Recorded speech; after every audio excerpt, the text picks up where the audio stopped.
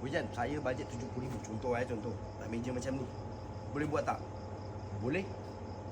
Lepas tu, Bos Ijan buatkan barang spek harga 30,000 tapi dijual dengan harga 70. Tidak.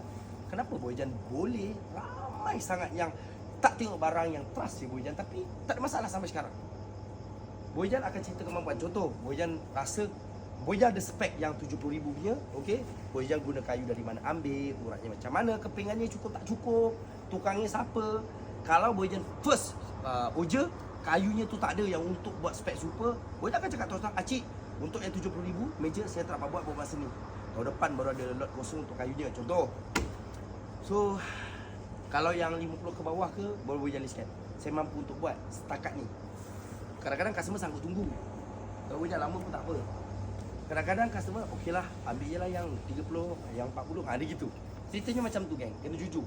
Lagi-lagi buat custom. Gini geng, contoh, dia bukan contoh Okey, apa? ada customer datang, okey, datang.